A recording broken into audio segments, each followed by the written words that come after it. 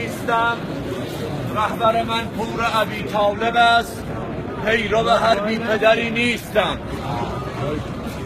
علویم، پسر کرارم، رگ ناموس پرستی ز ابوالفضل دارم. من به جنت نروم خورده حسابی باشد، تا عمر را نزنم پا به جنان نگذارم. نابودی داعشیا انشاءالله بی سبب نیست که از شام به عراق آمده اید. حضرت عمه سادات برادر دارد و شما کمتر از آنید که حسین تیغ کشد و علمدار علم بردارد. ما جوانان بنی فاطمه اربابیم، بی حیا عمه ما مالک اشتر دارد.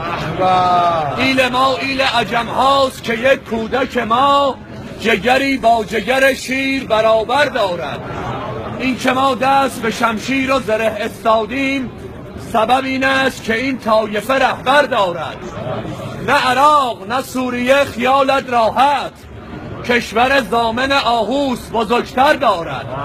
وای اگر گرد و غباری به حرم بنشیند، تیغ ما شوق به انداختن سر دارد.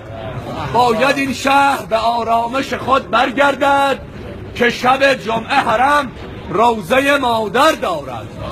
فردا که دم حیدری از کعبه برآید، دوران معاویه صفتها به سر آید. این پرچم شیعه است که بر قله دنیاست، هر کس ز علی دم بزند هموطن ماست.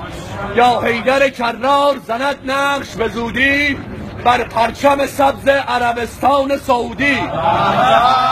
ما منتظر حمله ای از سوی حجازی، تا بین بقیه‌اش حرمی ناب بسازیم.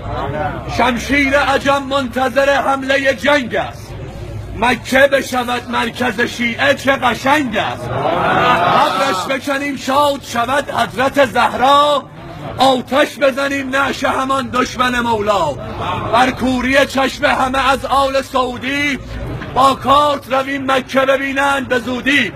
به جمال بی مثال مولا الموحدین، قائد غر محجلین، یعصوب الدین، امیر عارفین، امام المتقین، جان رسول رب العالمین، حب زهرای عظیم، وجود مقدس اول مظلوم عالم حضرت امیر المؤمنین، اسد الله الغالب، غالب کل غالب، علی ابن ابی طالب.